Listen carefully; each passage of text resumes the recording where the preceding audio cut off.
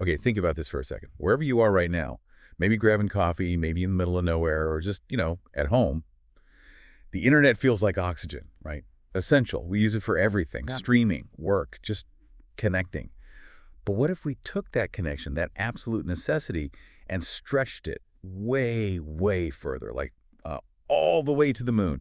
That's what we're diving into today, how the internet is actually literally reaching the moon. We'll get into the tech making it happen, the massive challenges engineers are facing, and why this lunar leap in connectivity is such a big deal for space exploration, and maybe even for us back here. Exactly. And this isn't science fiction anymore. It's happening now. It's pretty amazing. Really shows human innovation pushing what connected even means, redefining distance almost. Right. So let's tackle the big question first. Why? Why do we need internet on the moon? Is it really just so future moon dwellers can binge watch their shows? Huh. Well, maybe eventually. But the core reason, the real value, is data. High-speed, high-volume data transfer. See, traditionally, space communication relied on radio frequencies. They're reliable, super reliable, but think dial-up slow.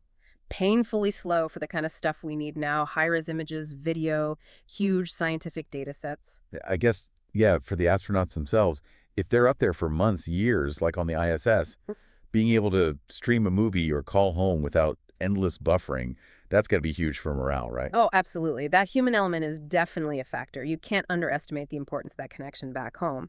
But scientifically, operationally, it opens up whole new possibilities. Getting vast amounts of data back fast means we can see deeper into space almost instantly, track weather patterns better, image the globe. And yeah, imagine future lunar bases sharing their discoveries, their daily life in real time with Earth. It just changes everything. Okay, so let's get into the how. How are we actually pulling this off? Because it sounds like there isn't just one single way they're tackling this lunar internet thing. That's right, multiple approaches. One of the really cool ones is this laser system from MIT and NASA. Picture this. 4 telescopes down in New Mexico are shooting these coded pulses of infrared light, like super fast invisible Morse code, up through the atmosphere. Then, a telescope on a satellite orbiting the moon catches these pulses. It focuses the light onto an optical fiber, basically a tiny glass thread, and a detector reads those flashes as data instantly. And the speeds are just wild. You said, what, 19 megabits per second up and an insane 622 megabits per second down? Exactly. I mean, that's over 4,000 times faster than the old radio waves and frankly faster than a lot of people's internet right here on Earth. It is. And to manage this kind of connection, NASA developed something called DTN, High Rate Delay Tolerant Networking. Think of it like a really smart postal service for space. It uses a store and forward method. So if the connection drops, the data packet waits safely, then gets sent on when the link is back. It ensures delivery. This is critical because estimates were that previously maybe up to 95% of spacecraft data just got lost. DTN means we actually get the information we went out there to collect. 95% loss. Wow. No wonder they needed a better way. And didn't they do a test for this, sending a picture? Like the Mona Lisa to the moon and back with lasers? They did back in 2013. Kind of a proof of concept, a digital postcard proving the laser link worked, and a version of this DTN system. It's already running on the International Space Station, so it's flight-proven technology, which gives everyone confidence for the moon. Okay, so lasers for the long haul, Earth to moon. But then you mentioned other approaches. Get this, cellular networks, like 4G on the moon. Yeah, exactly. This is where companies like Intuitive Machines come in. They had the first private moon landing just this past February. They're working with Nokia, yes, that Nokia and NASA's funding it, to deploy a 4G LTE network right there on the surface. It's basically a network-in-a-box system called the LSCS, Lunar Surface Communication System. It's attached to their lander, Athena. And what's that for, specifically, the local network? So Athena's landing near the Shackleton Crater, South Pole region. Then you have rovers like APP and Grace, this little hopper robot. They connect to the lander's Wi-Fi, the LSCS. This lets them send back data, map the area, take pictures, test sensors in those permanently shadowed, super cold craters. All that local communication is vital for exploration. And Nokia's system handles that lander-to-rover chat. They've tested the range up to about 0.6 miles, which is pretty decent for covering an exploration site. So it's not just NASA and big labs. Private companies are jumping in, too. You mentioned Aquarian Space, Yeah. a startup. Right. Aquarian Space is aiming to get its own high-speed internet system called Solnet running for the moon, maybe 2024, 2025. They envision a relay network in space, aiming for 100 megabits per second. And they've got investors like Draper Associates, who are early backers of SpaceX, interestingly. Their logic is simple. Look ahead. By 2030, they predict maybe 200 landers, orbiters, rovers around the moon. A whole lunar economy starting up. And that economy needs reliable communication back to Earth. It's a future market. This is all seriously cool tech.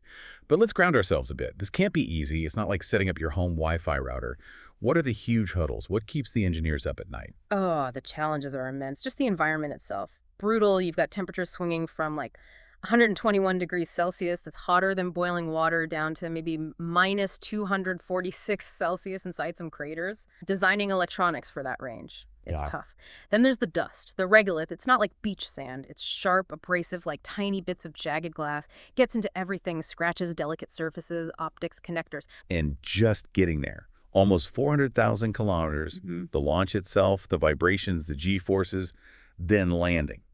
It all has to survive that intense journey. Plus, you mentioned atmospheric interference even for the lasers leaving Earth, needing multiple beams. Exactly. Earth's atmosphere bends light, so using multiple beams helps ensure at least one gets through cleanly at any given moment. And beyond the environment, there are practical engineering limits. Everything has to be small and lightweight for the lander. Every gram counts. It all needs to run on minimal power, solar batteries, very efficient systems. And maybe the biggest challenge, it has to be able to fix itself. You can't just send a repair person. So, self-diagnosis, autonomous repair capabilities are crucial. Right, so much to overcome. And all this effort, all this tech, it feeds into the bigger picture, right? Human exploration, getting back to the moon. Precisely. It's all tied into NASA's Artemis missions. The goal is ambitious. A lunar base camp, an orbiting station called Gateway, and crucially, landing the first woman and the first person of color on the moon. Artemis the Surf flew unmanned in 2022. Artemis II is the crewed test flight. And Artemis III, planned for maybe 2026, that's the big one, the first human landing since Apollo. And this lunar Wi-Fi, the connectivity we're talking about, that's going to be essential for Artemis, isn't it? For the astronauts, the rovers. Yeah. Imagine getting 4K video back, almost live, from the moon. Images 10 times better than before, up to 500 megabits coming back. It'll be like we're right there with them. That's the goal. It's the primary communication link for everything happening on the surface and getting that wealth of data back to Earth. Now, yeah, it's fair to say Artemis has had its share of delays and budget issues. That's often the reality with complex space programs. But the development of these internet technologies, the lasers, the networks, that keeps moving forward rapidly. The need for it isn't going away. And here's a thought. Could all this work for the moon actually end up helping us down here, improving our internet? It absolutely could. Think about it, the solutions they develop for extreme environments, for low power, for dealing with signal delays. Those innovations could find their way into remote communications on Earth, or even make our existing networks more robust. Pushing the boundaries out there often leads to unexpected benefits back home. And this is really just the start, expanding the internet's reach further out. Maybe by the time we get humans to Mars, they'll be downloading movies there too. Who knows?